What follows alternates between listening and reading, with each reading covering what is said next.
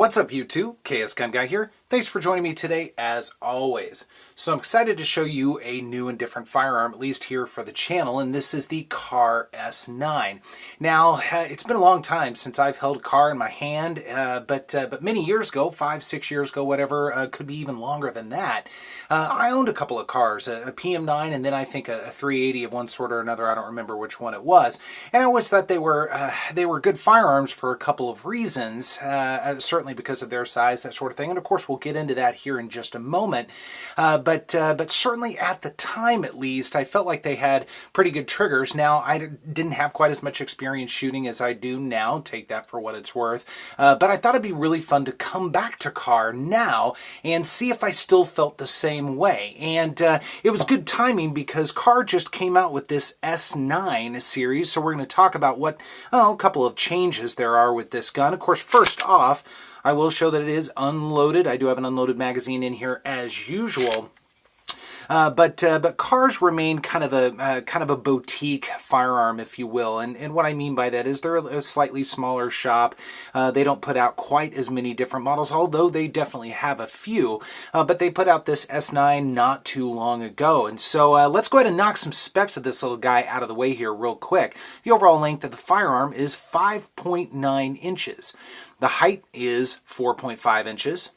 Now the barrel length on this is 3.6 inches, and the width, I'll give you a good look at that width here, it's 0.9 inches. I mean, this is a very small firearm indeed. Now the weight unloaded, and Kahr gives us with a couple of different stats here, but the weight unloaded cumulative with an unloaded magazine is 17.1 ounces. Now speaking of that magazine, that is going to be a 7-round steel magazine right here. Now the gun does come with 2 out of the box for the S9 model. Some of the other models might come with 1 magazine depending on which model it is, because they certainly have a value series, and then they've got a slightly more enhanced model as well. Now the finish on this is a matte stainless finish, and of course it is a polymer frame as you would expect from this type of firearm right here. Now the action on this, and this is where things get just a little bit, although it is a striker fired firearm, it actually is a double action pull. So the trigger is going to feel very different than some of your other common striker-fired firearms. And of course, we'll spend some time with that trigger here a little bit later on in the video and get more into that, of course. Now, from a safety, it does have internal safeties, but there is no external safety on it. So let's go ahead and talk about some of the features of this firearm and what you can expect from the newer Kahr. So from a grip standpoint, now the grip does have several different textures going on. It does have a backstrap texture, and it's kind of a standard polymer texture, I would say. It's not terrifically aggressive. Same thing on the front, and then on the sides, it's got what I would classify as a very mild grip texture on it. So I would really classify this as kind of a light aggressive texture. So not terribly aggressive. Definitely won't beat up your hands, which is great. Won't tear up any clothes or anything like that. You could certainly wear it all day. But there is a potential for this gun to get out of your hand, potentially, depending on how you are shooting it. So it might be one of those guns, and I don't recommend this very often, but it might be one of those guns that might be well served to have some sort of grip tape on it of some sort or another. Now, from a magazine release standpoint, this is not ambidextrous. It may be switchable out of the box, although I did not see that in my research, and it's hard to tell. I know the older models were not, but and I don't see any sort of a clip or a lip or anything to grab onto. So if you know about that, please do share it in the comments. Now from a slide release, and I say slide release because this truly is a slide release, and I'll get into that here in just a second, but it is not ambidextrous on the gun, so it is only on one side. Now the reason I say that it is a slide release, although it is a slide lock, of course it does lock it back. When you load this gun, if you have a round in the magazine and you load it, you actually do have to pull the release on it. You don't want to do any sort of a slide rack or anything like that. Kahr says that the best way to load this, the most efficient way to make sure that it functions properly, is to go ahead and use this as a release to make sure that that round gets seated in there and gets seated in the extractor properly. So take that for what it's worth, but I know that was the same on previous Kahr models as well. Now, along with the frame, one of the new enhancements on this, it does have a small accessory rail on it, which is really nice for your lights, lasers, grenade launchers, that sort of thing. A lot of the guns in this class do not have an accessory rail, so a good option for sure. Although I've always said in a gun this small, at least for me, for this shooter, I'm probably not going to hang a light or anything, but again, nice to have the option. Now, as we move up the slide, another enhancement for this particular model, it does have front serrations on it. The older models did not. So it's got both your forward and back serrations, and you know, they are definitely usable for sure. They do help in your slide racking, and if you do any sort of press checks or anything like that, that can help. Now, along with that, and one thing that I've always noticed about Kahrs, and I know people have had conversations about this, again, when Kahrs were a little bit more prevalent many years ago, that Kahrs have a they have a pretty stiff recoil spring on them, and I would say that that remains relatively true.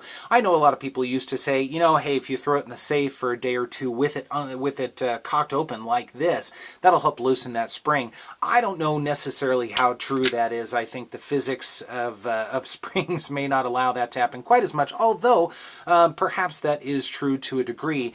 Now, I will say that that as long as you've got pretty good strength in your hands, you'll be able to make this work. However, if you've got some problems with maybe arthritis or something like that, it may be a little bit more of an issue for you.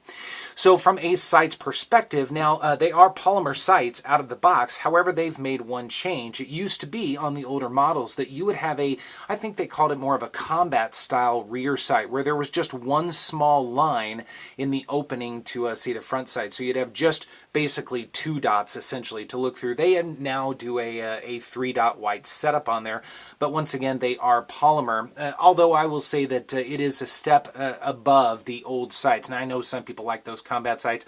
I prefer 3-dot or better, so your mileage may vary there as well. Otherwise, the gun is basically unchanged. I know that the roll marks on here are just a little bit different than they used to be. Perhaps a little bit better quality. I don't know. I mean, they're just roll marks to me. But I think they look nice. I think they look tasteful. They don't take away from the gun at all. And they do put the serial number on the frame now, which they did not used to. So again, you know, it's not a big deal. It doesn't add to or take away from the gun, whether functionality or, in my opinion, look, quite frankly. So it does just fine. So kind of an interesting little firearm. Now, I mentioned just a little while ago that one of the outstanding features of Kahrs, and I think this is true for a good portion of their polymer line, their CM line, CT line, that sort of thing, they are very small. They are very small firearms, and they are certainly pocket worthy. Now, this one has the slightly longer grip. You can certainly get 3 fingers on this. They have some models that are very much more a 2-grip type of style, especially like the PM9, that sort of thing, and they can definitely be pocket guns, and there are pros and cons to that. The nice thing is you can put them pretty much anywhere. They are comfortable. You can carry them pretty much all day. The con is the lighter the gun, and I know you guys know this, the lighter the gun, the more challenging it can be to shoot. Not always, but it can be. So you sacrifice some of that weight to absorb recoil and muzzle flip, that sort of thing. So, you know, you can't always have your cake and eat it too, so to speak. But again, it's a nice, attractive feature of the Kahr. So that's really it for the stats and the features. Now, when we come back, we're going to be talking about the trigger and my thoughts after shooting. And speaking of shooting, let's go ahead and take a look at the range and see how this little guy does.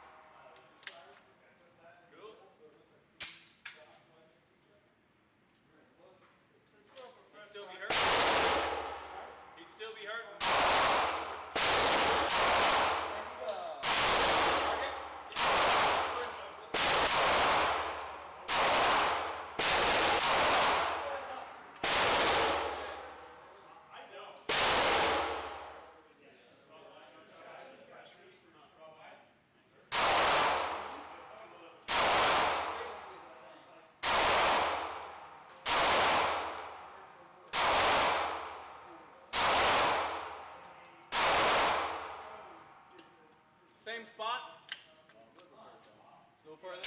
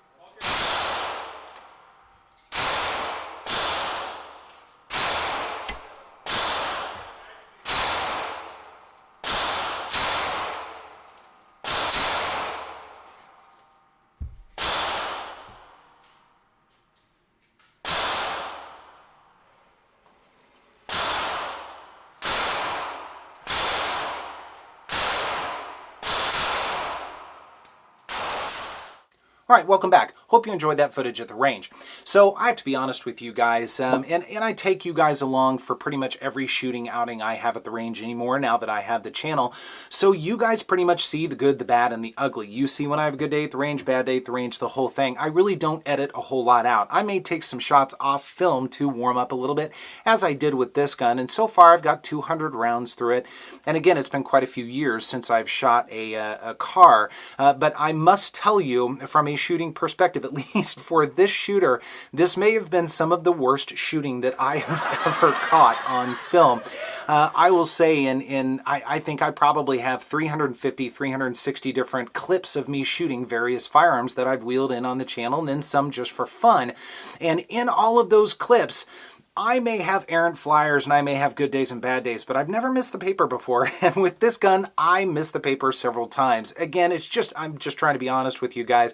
For whatever reason, I did not connect with this very well. This gun and I did not get along, and I want to share with you a couple of reasons why. So the first thing I want to do is dive into this trigger here for just a moment or two. And I mentioned earlier in the video that this is a double action striker fired gun. So what that really means is the trigger pull on this is going to act very similar to a lot of double action revolvers or double action guns like maybe CZP-07s, things like that, in their first trigger pull before it gets to a single action mode. And this gun doesn't have a single action mode. So when we pull this trigger, it's got quite a bit of resistance, and I may measure this on the gauge. We'll kind of see how things go here. But there is quite a bit of resistance, although I will say that it is very smooth as you move through that pull. So I'm going to go ahead and just do this and see what happens. Okay, so there's our break right there. We're all the way at the back. Now, Here comes the reset, and I want you to pay very close attention to this. There it is. There's reset, and I'm going to go ahead and let go of that trigger. I will say, and I've tested a lot of different guns on this channel, and some have had better triggers than others. One of my favorite guns, the Steyr M9, I've always criticized the fact that it doesn't have a reset. I will say I would take that over this. And again, this is merely opinion. For this particular gun, and because it is double action like this, there really is no reset except all the way back at the front of the trigger. Now, whether that's good, bad, I'm not here to judge that. That's entirely up to each individual shooter. For me, for this shooter, I struggled with this. I also struggled when I was shooting it as I was moving through that trigger pull, and this was my mistake. This was me forgetting a little bit about some of the fundamentals. I was anticipating the gun going off before it would get to that break. So what I was doing, I was already anticipating recoil and pushing the gun down a little bit. Probably why I missed a couple of shots off paper, more than a couple to be honest with you. But I struggled to really dial this in. Now I got it a little bit better by the end of my shooting session, but when it started out, boy, I'll tell you what, it looked like it was the first time I'd ever touched a gun before. You know, something for your entertainment, if nothing else. Now, I know there are a lot of guys out there that are big fans of this gun. One of my favorite channels, the Firearm Guy, he is a big fan of Kahr, and I see why. Again, I see there are a lot of good reasons to like this. And I think if you spend a lot of time behind this trigger, I think you can dial it in. I don't think that's out of the scope of normal or out of the scope of reality for that. But for me, I really struggle with this, and I much prefer a half or full cock striker fired firearm rather than this. Just, you know, a couple of things to be very transparent with you on with this. Now, one other thing about the Kahr I noticed while I was shooting it, and I'll try and model this as best I can. My shooting grip. So here's my right hand, obviously finger off the trigger here. This is my right hand shooting grip, and then I wrap my left hand around it. I have a thumbs forward grip. However, my right thumb hangs off the gun, and this is the same with any gun that I shoot. I learned over the years with 1911s to not have my thumb ride the slide. I know a lot of guys do, and that's fine. I don't, because I want to make sure not to ride the slide release or slide lock, whatever you want to call it. So this grip typically works pretty well for me with guns, even with smaller guns like PPS M2 and the Shield, what have you. For whatever reason, I noticed with this gun, and I caught it on camera several times, that during my shooting, the magazine would actually pop out. And I'm sure it was me actuating this button right here, but it tells me that for my grip, for my size hands, it doesn't work very well with this gun. And if I'm going to count on this type of gun with my life in a self-defense situation, that presents some serious problems, at least for me, again, for this shooter right here. But it was something that I noticed, wanted to pass that along to you. And the only other thing that I noticed, I did have one failure, and I did capture that on film as well. I did have a hang up with this, and it actually locked up, and it locked up right about here on the gun. And so after doing a little bit of evaluating and removing the magazine and the slide not going home like it does oftentimes with firearms, I finally had to pop the back of it, and I pulled the trigger, and the bolt went off. Or maybe I shot the bullet prior to. I don't remember exactly how the sequence worked on that. But I did have the one failure. Now, out of about 200 rounds that I put through this, that was the only failure, so that's good. And I know that Kahrs have a certain break-in period to them. I believe the manual talks about that, and that's been the case for a long time. So one failure out of 200 in a brand new gun, really, I don't consider that big of an issue, but I wanted to pass that along with you as well. So at the end of the day, and this may sound like not a very positive review on a good gun, well, I don't want you to take that away. Frankly, I think it is a good gun, and there are a lot of aspects about this gun to like. And if you want to spend the time on this type of trigger, the double action, long pull, very long reset, striker fire, I think you can definitely master it. I've seen others do it, like the Firearm Guy, and so it's certainly possible. For this shooter, maybe not so much. So this may not be a gun for me, but I'm excited to hear what you guys have to say about this. If you have any experience with Kahrs, or if you're just kind of curious about them, let me know in the comments. I'm excited to hear about those types of things. A couple of reminders. Do be sure to check out Abaddon Apparel. I've got a link link down below there. We still have a fundraiser going on for C-Max Arms, a great YouTube channel out there. He's going through some cancer recovery, and we're trying to help him out. There's a shirt out there. So check out Abaddon Apparel, and also be sure to join us on Wednesday nights. Me, 1776 or Bust, and Big Johnson Guns and Gear get together every Wednesday night and talk all things guns. So you'll get to hear about things like this on those chats. So I'm excited to see you guys there. Once again, thanks for hanging out with me today. Looking forward to those comments, and I will see you next time. Thanks.